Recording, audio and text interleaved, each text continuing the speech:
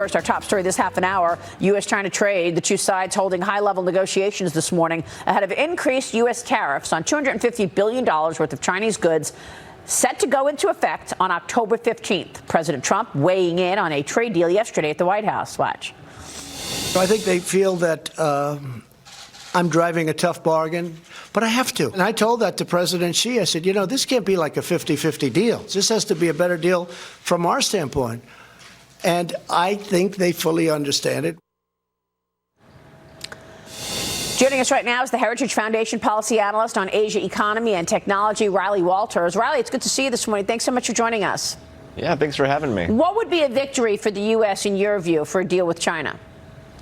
Well, I think certainly making sure that any deal that they have is enforceable with China, making sure that China actually lives up to the deal, and that it's enforceable over not just a 6-month period, but for the long term.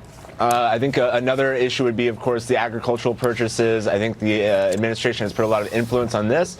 But, of course, a lot of the other demands around joint venture requirements and technology transfer as well. Yeah, I mean, obviously American companies want the access. They want that market access into the Chinese economy. And that's why we're seeing some backlash and some American companies rolling over. So Apple is facing criticism this morning after it removed an app that Hong Kong protesters had been using to track police. Chinese state media critical of the tool. Apple issued a statement saying this: the app displays police locations. And we have verified with the Hong Kong Cybersecurity and Technology Crime Bureau that the app has been used to target and ambush police, threaten public safety, and criminals have used it to victimize residents in areas where they know there is no law enforcement. The app violates our guidelines and local laws. They are explaining why they are removing that app. What's your take on Apple and all these other companies that seem to be caving in to Chinese demands? I think in the case of Apple, I think if we take Hong Kong out of the picture, I think any app that targets police should be concerning in itself. But these private companies like NBA, like Apple, of course, they're allowed to operate however they want. But of course, there's repercussions for this, right? And so we should be able to criticize them as well for all these ways that they tend to cave in on a lot of these really important issues for American values. So are you saying that it was the right move for Apple to remove the app, or are you saying? I'm not sure I understand. I mean, I'm just saying, an app like that, I'm just trying to say out of the context of Hong Kong, an app like that I think could be potentially contentious, right? So being able to target police at any moment and track them, I think could be, it's controversial, I think, in itself, that idea. But whether they do it or not, I mean, that's up to them. I don't really want to say whether they should or shouldn't have. Yeah. That's their decision to make at the end of the day. But, of course, we should be able to criticize them for doing it as well. Well, it's interesting that all of this is happening in the face of all of these protesters as well, because this is a lot of pressure at the very time that the Chinese are trying to show a good face and do a deal with the U.S. Look at the NBA. Some league events in China have been canceled as Americans here in the United States are starting to be censored over pro-Hong Kong views. Fans at a game last night between the Washington Wizards and a Chinese team had their free Hong Kong signs confiscated. In Washington, D.C., in Philadelphia, a fan was kicked out of a Sixers game for showing support for Hong Kong. Dagan, you mentioned this earlier, and the president weighed in on this controversy yesterday. Listen to this. They have to work out their own situation. The NBA's, they know what they're doing, but I watched the way that, Kerr and Popovich and some of the others were pandering to China, and yet to our own country, it's like they don't respect it. It's like they don't respect it. I said, what a difference. Isn't it sad? It's very sad. To me, it's very sad. Well, and I would point to Google, Dagan, and this bothers me, the fact that Google walked away from a contract with the Pentagon, that's Project Maven, and then it set up an AI lab in China. And there's something called civil-military fusion in China. There's no separation between the commercial and the military. So if you have a AI, you have any technology, it's going to be used, if it can, in the military first, because that's the goal, become the #1 military superpower. With the NBA, which is interesting, and there was a Wizards game with the Guangzhou team. and there were some signs that were removed from some of the attendees. Yeah, and the arena falls back on saying that, oh, well, that's our policy, that you can't have signs or banners in the arena. There's the sign right there. Yeah, there were. I don't think in the Wizards game, no one was kicked out. With the issue of the NBA has marketed itself as being completely in touch with social justice issues here in the United States. And with Steve Kerr, he's vocal, but then when asked about China, it's like, I don't know what to say.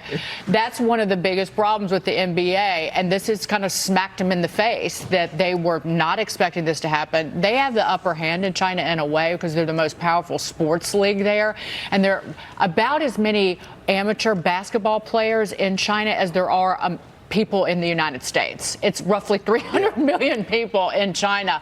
But this is an issue of what do you stand for? And I guarantee you that the NBA management and the leadership there, if a player had spoken out, they would not have said anything. And they would have been quick to stand by that player and say, they're expressing American values, we're not going to silence them. But the fact that it gave them a little bit of wiggle room to go after this one tweet by of the Rockets. James, do you want to say something? Yeah, the NBA coaches Steve Kerr and Greg Popovich have been revealed as blowhards and phonies through this. Wouldn't have to answer a tough question. But our colleague Holman Jenkins writes this week that don't forget, there are a lot of people in China who would like the freedoms that have been enjoyed in Hong Kong. So if you're kowtowing to the thugs in Beijing who run the place but were never elected, a lot of these NBA customers might necessarily like it that you're not speaking up for Hong Kong. Yeah,